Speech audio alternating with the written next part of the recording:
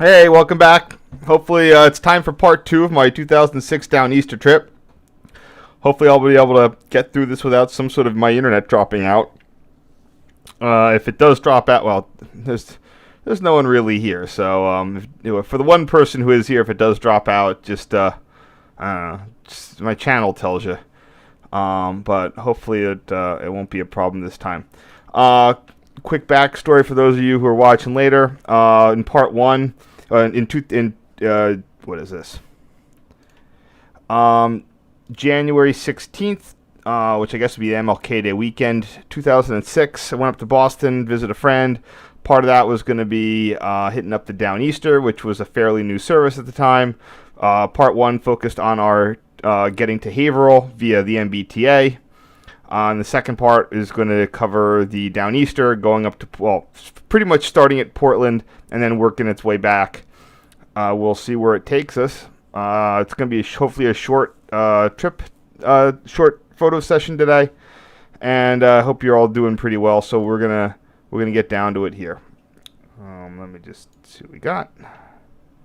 All right, okay. Oh, the one person I had left. Oh well. That's a shame because I'm going to have some good pictures coming up here. First off, once again, I'm going to mention just how cold it was that day. It was definitely below 20, and we had, just with the way the MBTA was working, we could not reliably connect with the Downeaster on the most convenient headway, so we had to wait a headway in Haverhill, which was probably at least is something over half an hour and probably around an hour. So we were really cold by the time the train actually showed up. For those of you who don't know, the Downeaster is brought to you by something called like NEPRA, the New England Passenger Rail Authority. This number looks like 133, I think. I gotta figure that out. I'll change it later. Amtrak runs it as a contract service, but it kind of has its own food service, its own menu, its own schedules. Of course, you can find it on Amtrak's website, but it is very interesting how independent the Downeaster kind of is. I mean, at the end of the day, if they were dissatisfied with Amtrak in some way, they could go and get a different operator for it. The tickets are affordable and interesting. Like the ticket prices are kept pretty affordable. It's sort of a for us by us kind of thing with us being Maine, and a little bit of New Hampshire. Although the first part of it, when New Hampshire was still super Republican controlled, they despite having like 3 stations, they refused to contribute. So I'm just going to call this number 133 right now at Haverhill.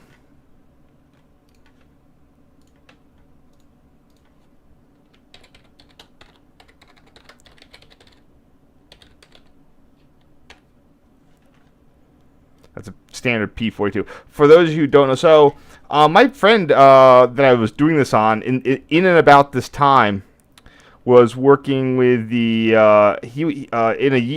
so they started out. And this is, if you saw part one, I'm sorry if I'm repeating myself.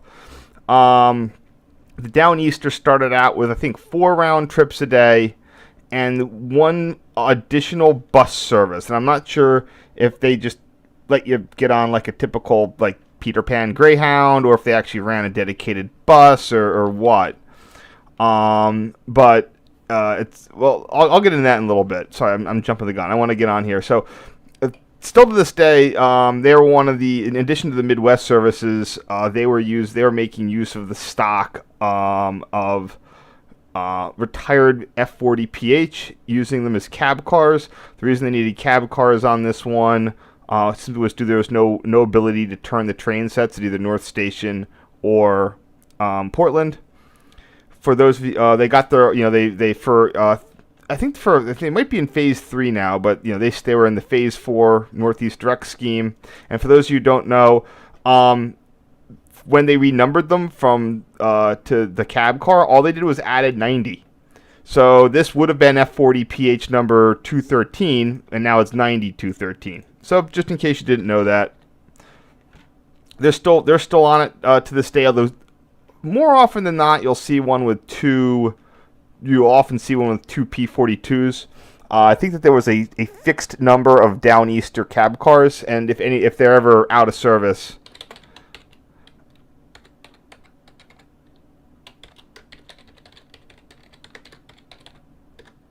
then they'll have to run two P42s. So I hit this. I still take the Downeaster. I mean, I used to actually take the Downeaster on a semi-frequent basis, at least once a year, and I would often get one with two engines on it. So we were waiting at the, we knew that the train sets have about 5 cars, so we were expecting them. We had never ridden it before. Again, it was a new service. So we were at the platform waiting for it to sort of roll up and stop, and what it did was it rolled up to the mini high. Most of the Downeaster stations only use these little tiny platforms. They're less than a car length, and what they'll do is they'll put a door pair on them, and they'll board 2 cars. This is just due to the modest number of things, but it also is their ADA thing. They by using these mini high platforms, every station on the Downeaster is ADA accessible. The mini highs are backed off, so they have to use a track bridge, but it works also with wheelchairs and stuff as well. They do have low-level portions of these stations, and sometimes on the peak periods they'll let you off at those. But they usually board right from the mini high, depending on the day. Here we have my friend. We're booking it down the platform because we do not want to be left behind because we are cold AF.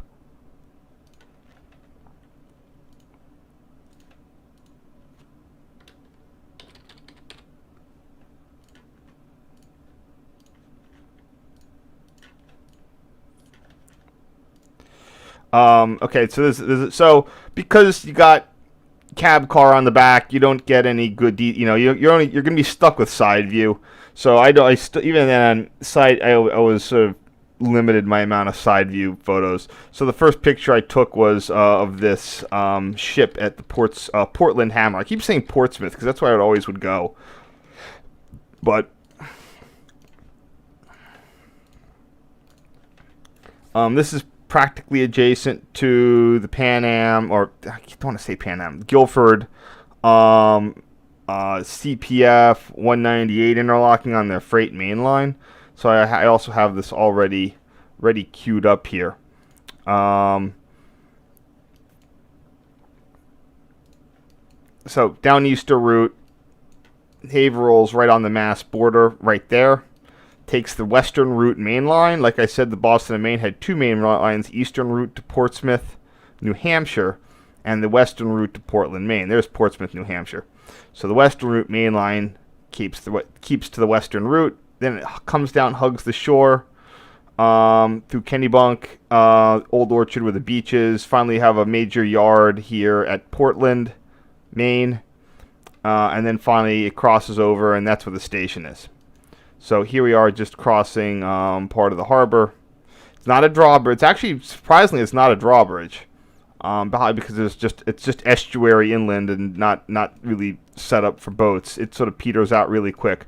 Portsmouth, New Hampshire, on the other hand, has a surprisingly large sort of internal bay. So like I said, that boat was parked there. Probably some sort of tanker or whatever. There's your interlocking. And that looks like it is, that's CPF 198. The Guilford freight main line runs from a point somewhere in Maine to Binghamton. That's what the mileage, and actually I think the mileage keeps going all the way down to Sunbury, Pennsylvania.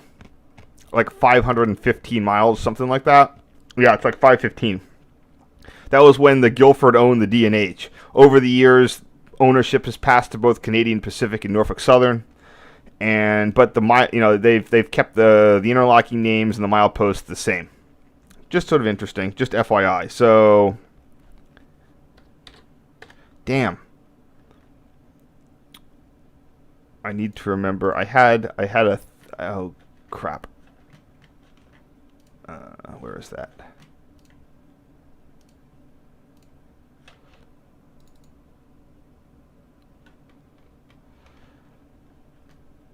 Need to remember how I label the Guilford stuff. There you go.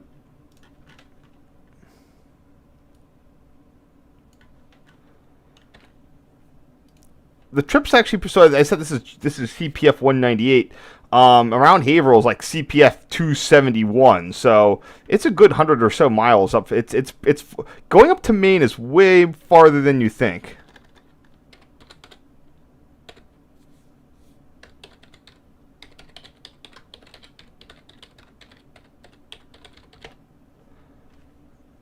I don't really feel like, I don't know what the name of that chip is, so I don't really care.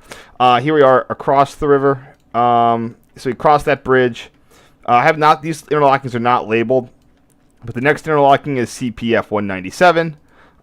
There's an automatic on track number 1, and the interlocking on this part of the Y is on track 2 only. And then finally we get to CPF 196. Oh, did I screw things up? Now we're good. We get to CPF 196.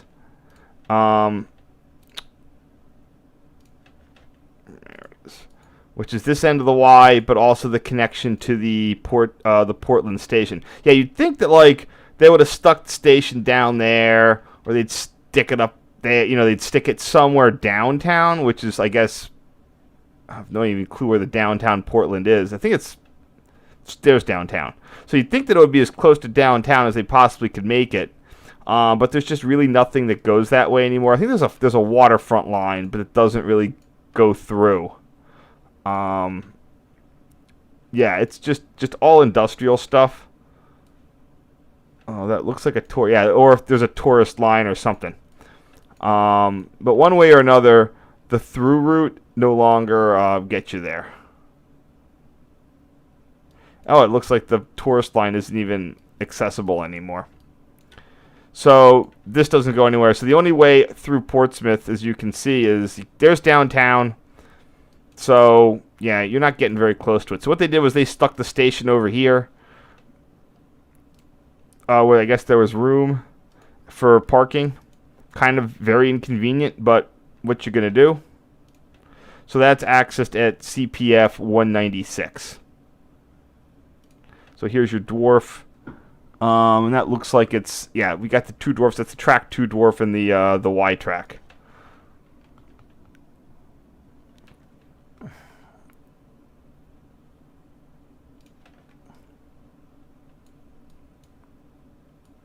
All these things that, now that I have all the documentation, it's definitely one of the advantages to redoing these photos.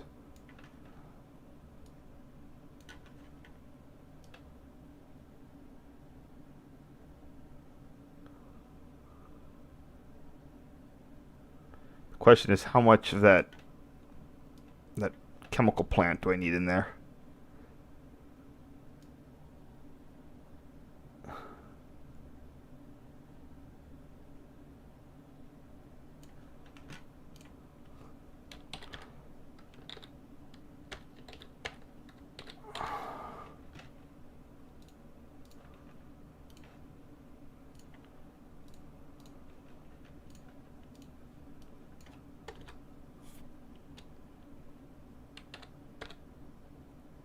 I think this is east. Yeah, eastbound, track 2.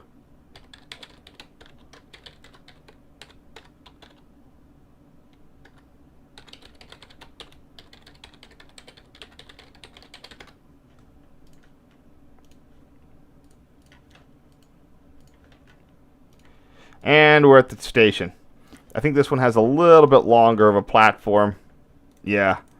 And as you can see here on the overhead, they've got storage tracks. So this is where we get down to train sets. When it started, they were getting 4 round trips out of two train sets. I mean, they were kind of charged by the crews and the train set. So the Downeaster service, operated by, funded by NEPRA, could do 2 train sets, and they were getting 4 round trips in a bus.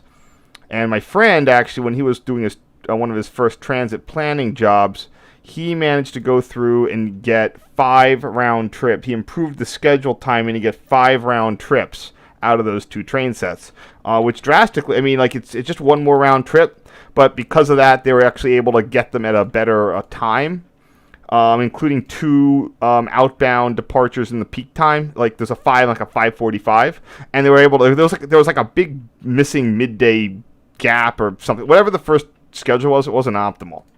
So he did a great job doing that. Now the crews were a little perturbed because I think they lost their lunch. Like they had like some sort of break period, like a long break period in the day. That got eliminated, but it made the service a lot better. One of the few times where someone was able to, schedulers and planners are the people that can really make a difference.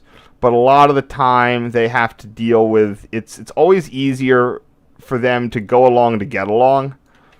Well, planners. It's not the planners. I don't mean it's not the it can't. So it's a combination of you got to have the dude that's doing the plan, but the other thing is that who's ever the manager in charge who has the decision making capability has to be able to fight for what the planner comes up with.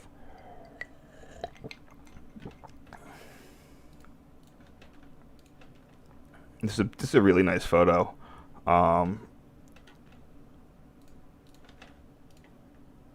Really beautiful light these days.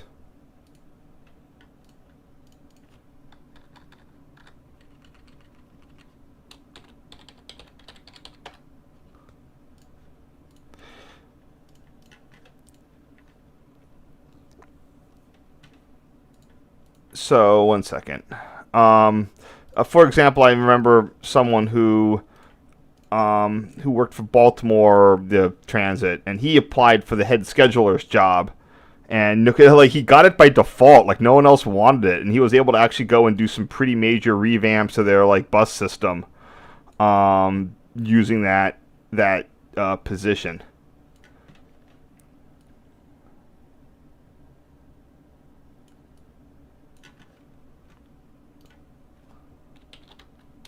But the easiest thing, that's the problem, is like far too often you get people that, they're not looking to make waves. It's easy to, there are these jobs that you can do where it's very easy to do them and not make waves. And, no one's going to give you a hard time for just keeping the status quo. But if you have someone who wants to make a difference, then they can. In this case, they were able to get an extra round trip at no additional cost. And maybe even less cost because they could axe that bus. Oh, it's 103, not 133. Okay. I knew I'd figure that out eventually.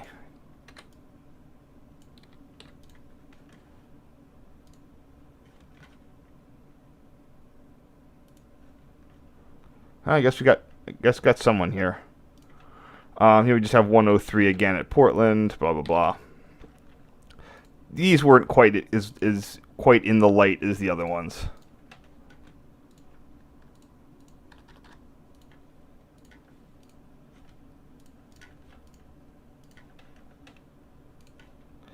And 93 here at Portland.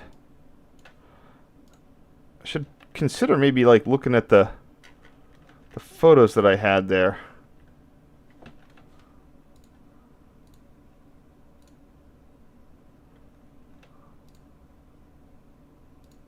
Oops.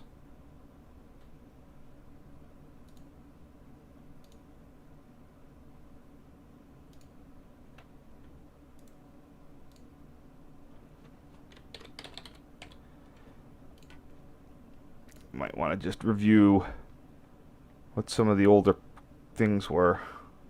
Oh, these are all over the place. Yeah. I was using a very, very bad non-standard naming scheme back then for these. So, yeah.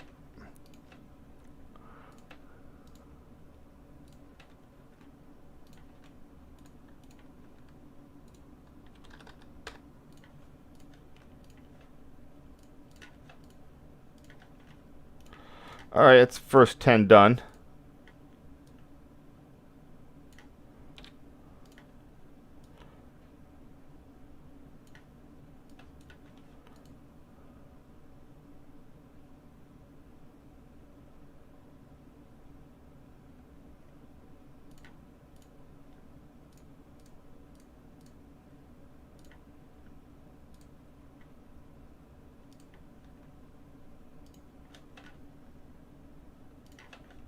Oh, it looks like we got some people on, maybe. Or not. Okay, next. Again, just a picture 103 with the crew base.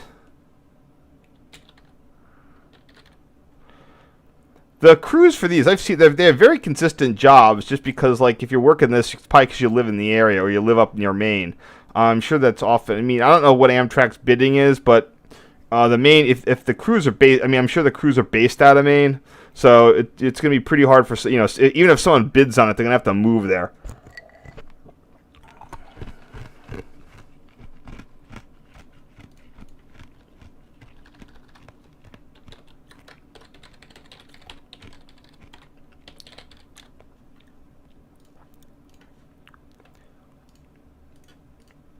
Interesting how old these P-42s look. They're barely 5 years, you know, they're like 4 or 5 years old at this point. They look exactly like they do today. They grime up fast. So I could look this up, but fortunately I don't have to. It's CPM2. That's why I mentioned this is the mountain branch. I don't have to actually go looking for it. I also really like how the old B&M, Guilford, D&H has this wonderful end of signal territory sign, and they also have the opposite triangle saying begin signal territory. I know that of course, like Conrail and whatnot, all the class ones have stuff saying like begin TCS, whatever.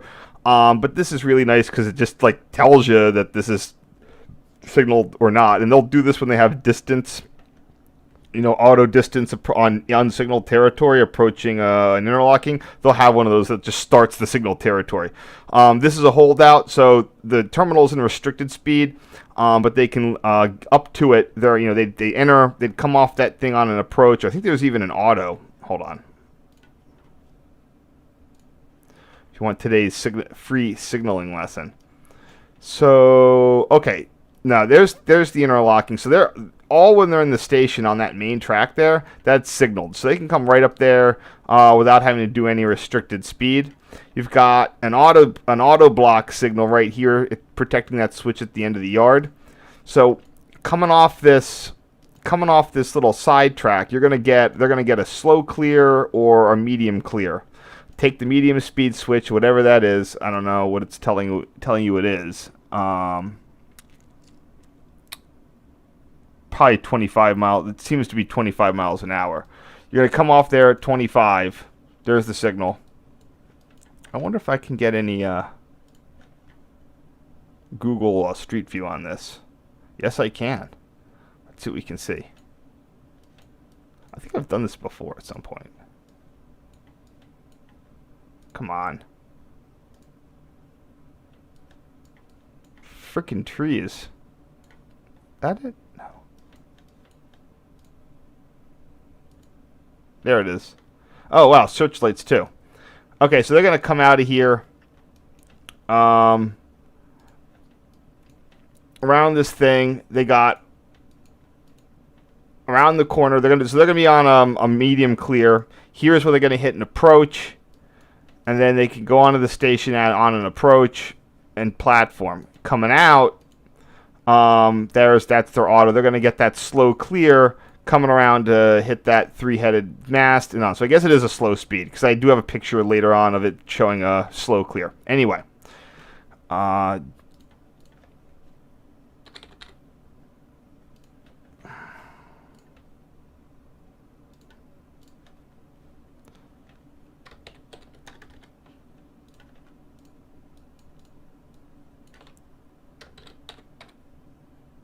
CPM 2.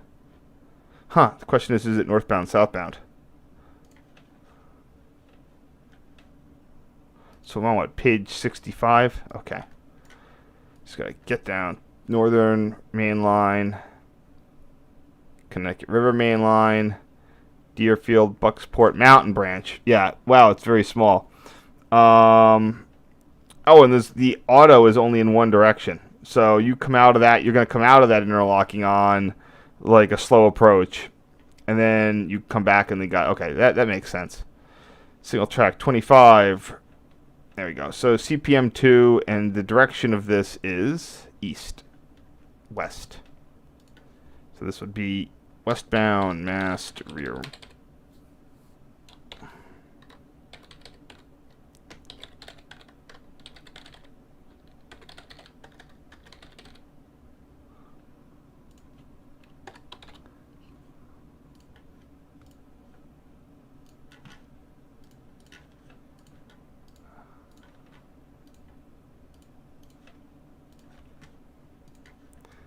Got this nice. So this was put in with the service, of course, to support the terminal facility.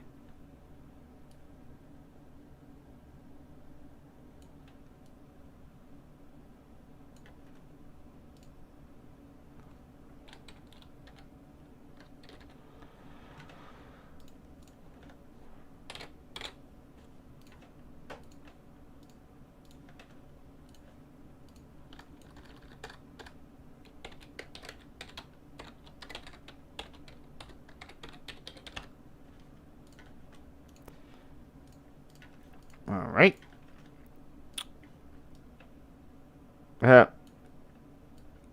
I'm already taking too many signal photos.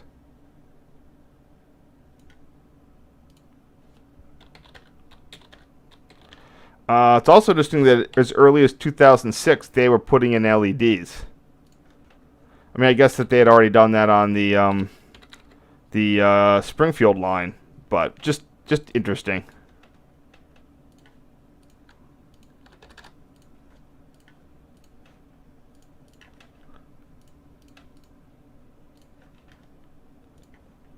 So here we see the, hold on, that road bridge is going to be, I think that's Interstate 95. Nope, 295.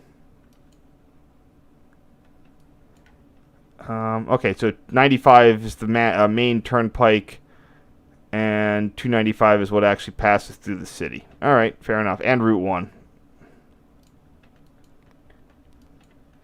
So the question is, how do I handle this? Nope, that's not what I care about.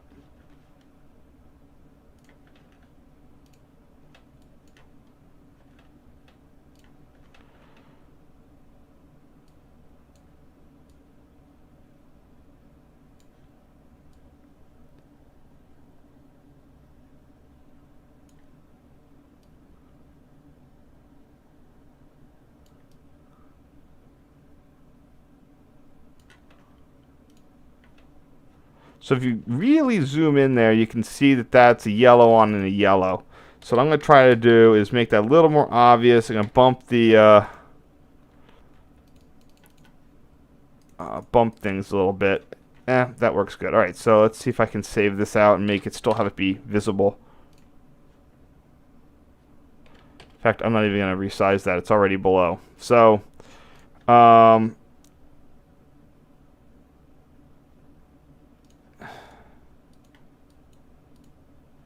do I do signals on GRS?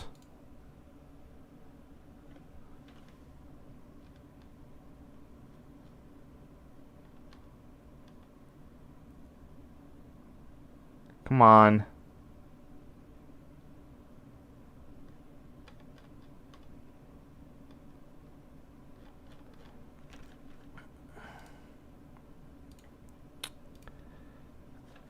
Might need to take a little...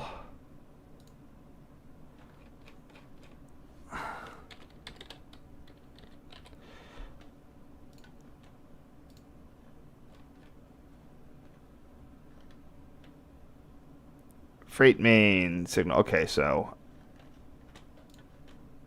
Sorry.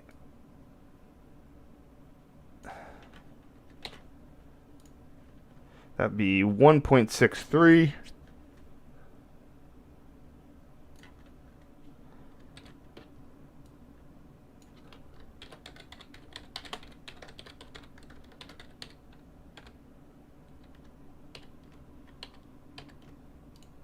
Shoot. Damn it. Okay, underscore, so 1 second. Sorry.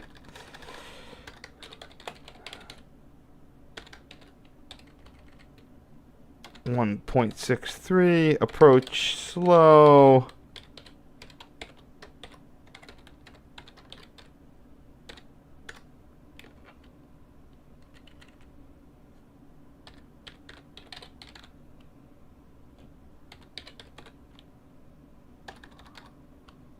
Okay. Sorry about that. But if it's not worth doing right.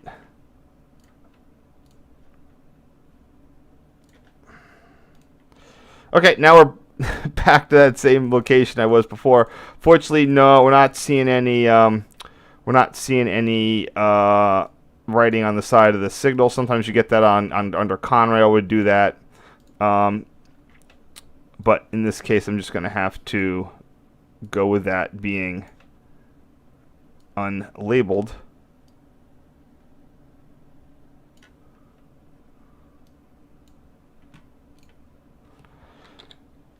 So this, again, like I said, was CPF 196. That's the eastbound track 2 dwarf.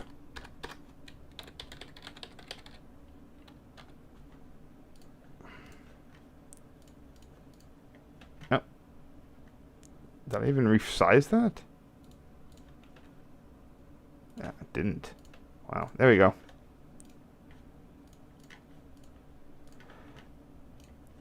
And now we're going to get into some signal hunting. So let's see where this is, because I bet these are part of the same interlocking. Going to go. So okay, we're back on the train. That's the Portland terminal. Come out. There's you got CP 196, CP 196. Oh wait, no wait there. The CP 197. Okay, sorry. Yeah, CP196, CP197. The question is it that building or is it farther down? This guy next to the propane tank.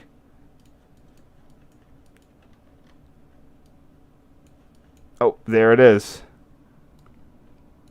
Yep, that's CP197, and that's the westbound track 2 dwarf. So it looks like we're coming out on track 1 there.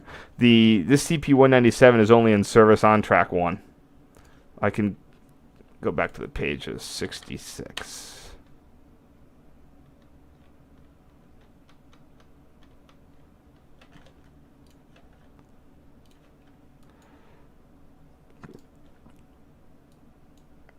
Yeah. Pretty crazy. We can still locate these signals, from overhead, so many years after the fact.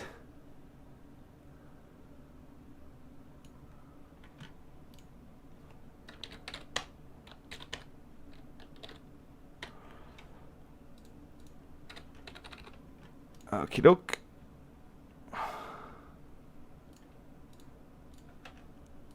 CPS 197, westbound, track 2 dwarf side. There we go.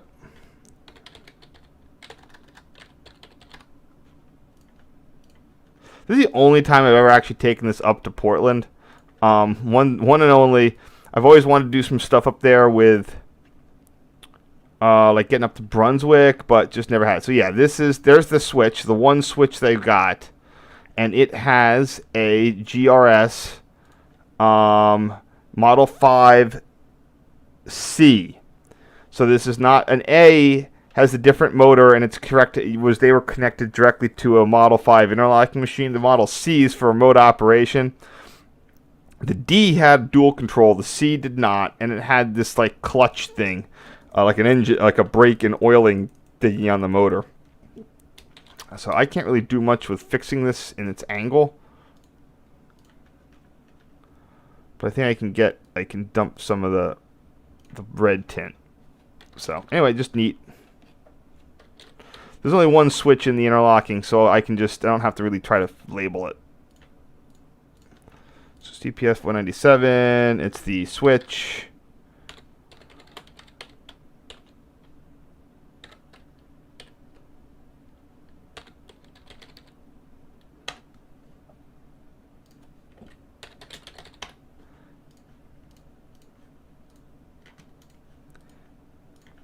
Next, let's see where this is. This is still going to be pretty close to Portland, because we're still on the 2 tracks. So what do we have here? Searching. We've got some industrial zone. It's on a plinth. Looks like pretty new too. This is a kind of a very new signal there. Guilford was installing new searchlights all the way up through the 90s and maybe around 2000. I don't know exactly when they would have stopped, but All right. We still got 2 tracks. Going through a cemetery. I think it's right in there. Yeah. It's right there. It's that one. So this is going to be CP 199, CPF 199, and that's going to be your westbound track 2 signal.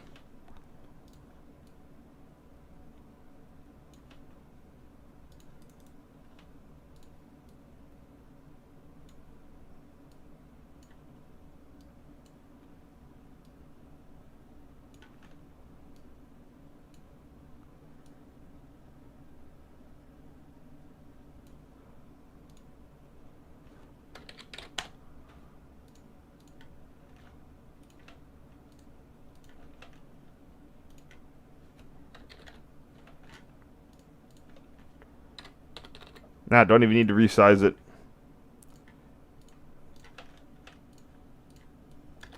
$199 westbound track.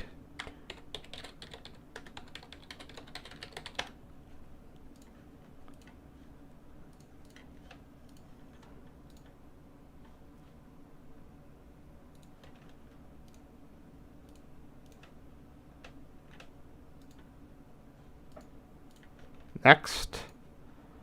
I'm assuming this is going to be the same place. Your eastbound track 2 dwarf. And I'll show you what this is building to.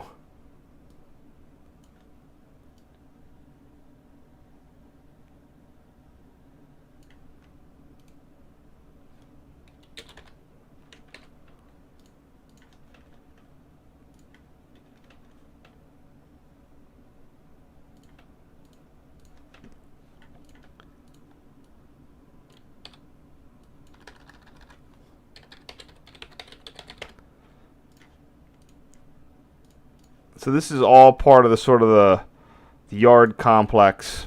Oh, I'll get there in just a second. I'm going to dump these last couple.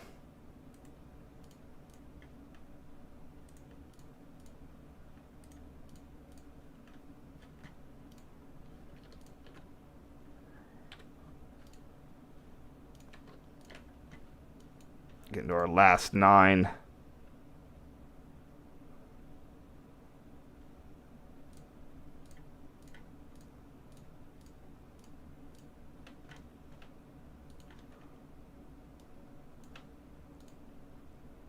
So we get to Portland PT Tower.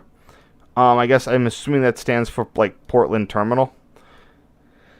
I assumed that this would, because this is still a standing. No, it's still there. I'm not sure. It's probably used as a yardmaster's office or something. It's pretty typical Boston and Maine brick tower.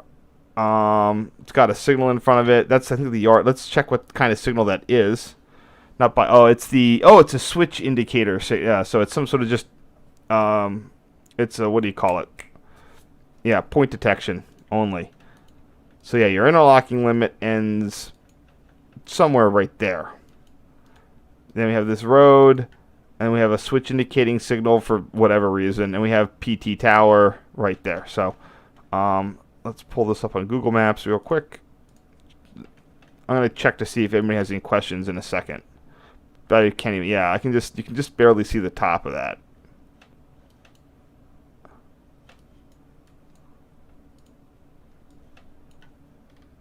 Yeah, unfortunately, we don't have any better views. Oh, we can get over here.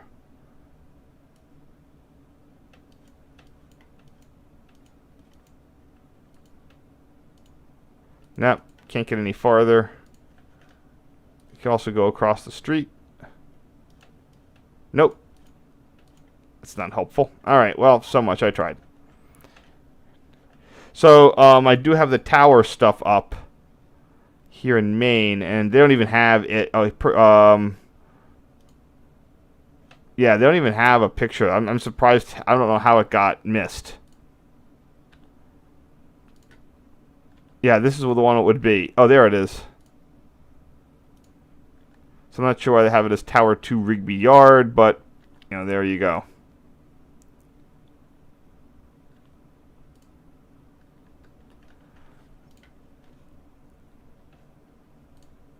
Oops.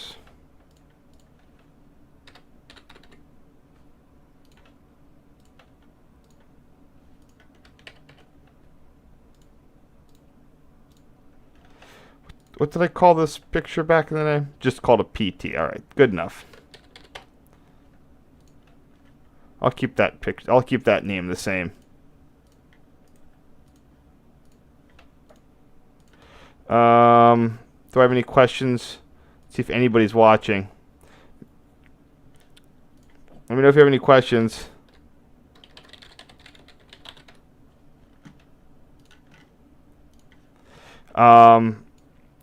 The Guilford rail system, sort of like some of the railroads did, like Norfolk Southern. They were an amalgamation of the Boston and Maine, the Maine Central, and the Springfield Terminal railroads. For example, you might have heard the shenanigans that they once pulled, moving all the because the Springfield Terminal had a slightly different collective bargaining agreement. They basically were able to shift all the employees over to Springfield Terminal on that collective bargaining agreement. Until the contract expired, and then they all went on strike.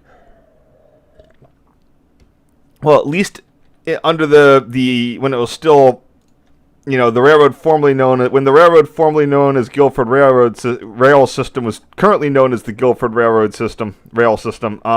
It was obvious the lineage, which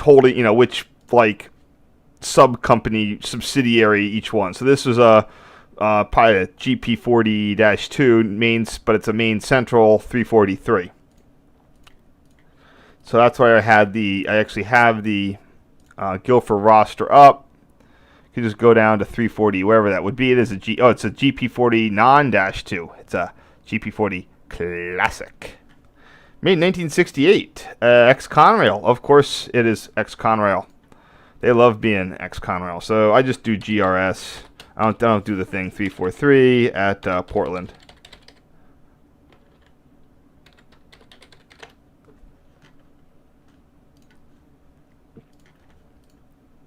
Next, High Hood,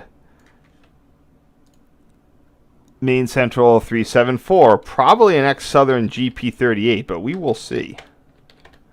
First, let me see if I can make this picture a little better. Getting there.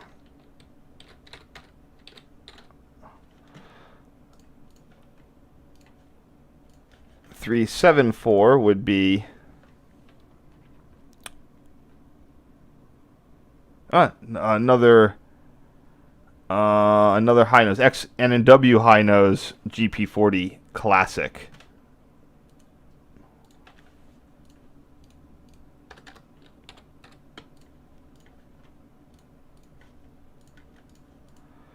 Nice to see those high nose units.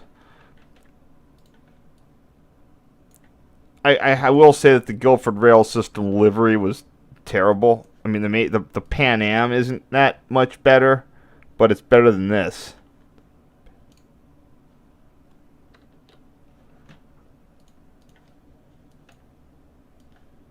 Now let's cut a little more off that.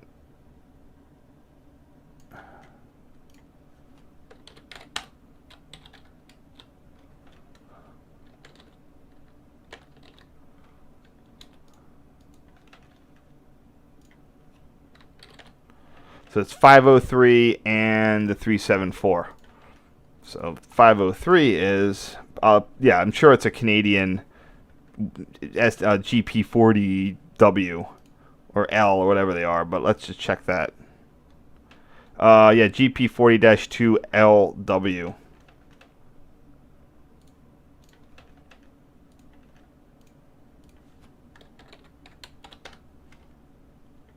This is before they got all those damn 8 boats from CSX. Here we go. The watch out. It's like ominous music. I will say the Pan Am modeled box cars look superb, but the engines are bleh, I don't get what with why don't they paint them that blue? That would look better. Not that like royal, whatever they're doing with them now. So this is Main Central 31919.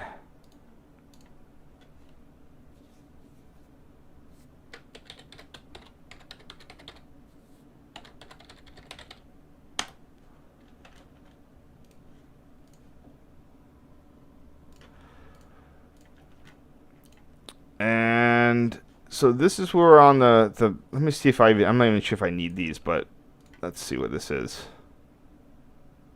Jeez. Not getting anybody today.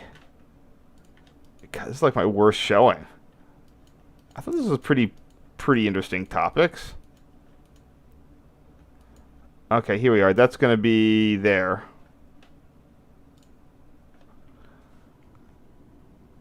The Nonsuch River.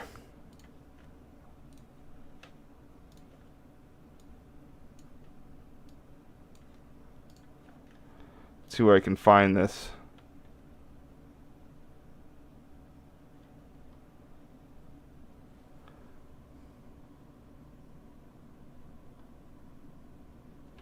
Gotta find out what town this is first. So it's north of Old Orchard.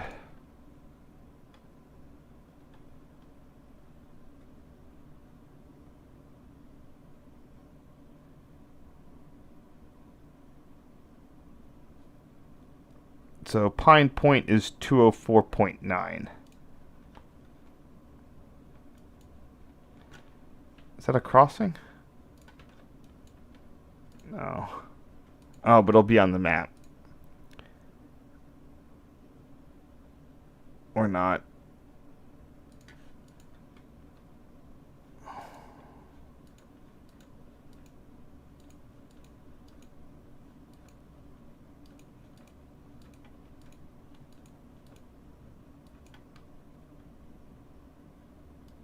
That's probably where the signal is.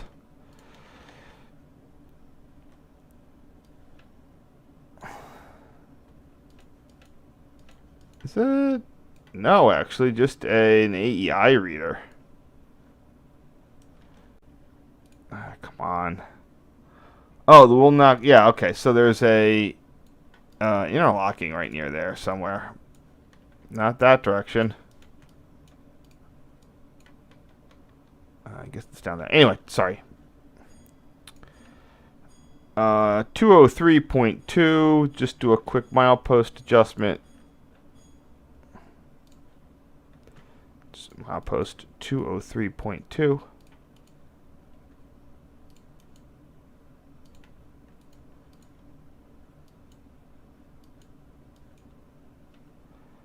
And it's effectively 204. Sorry, just trying to get the river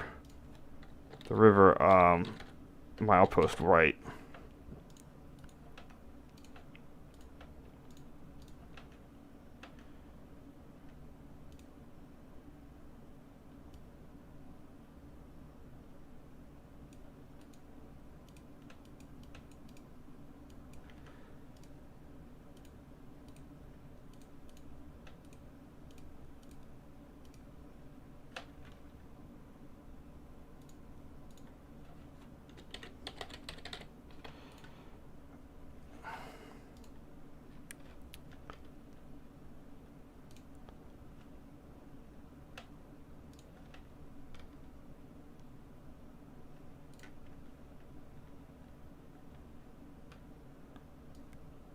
There we go. Sorry, just trying to get the right name. There, Freight Main, milepost 204.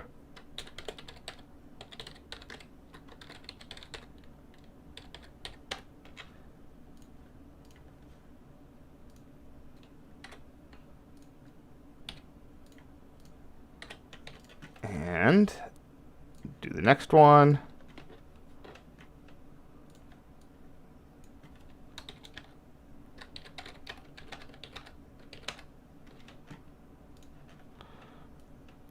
And we are almost done, I swear.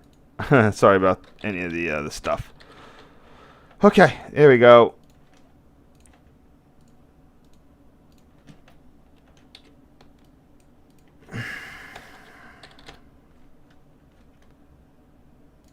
And last two. Yeah, we just have a picture of Old Orchard Beach, located at milepost 207. By the way, when I say milepost 207, like, this is like 207 miles, like, from some other place in Maine. Just to give you a feeling for how much Maine there is. Like, that's crazy.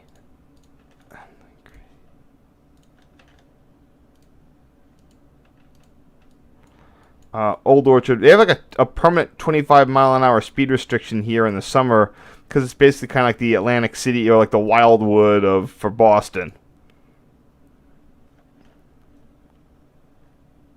I'll probably just list this as as part of the Amtrak station.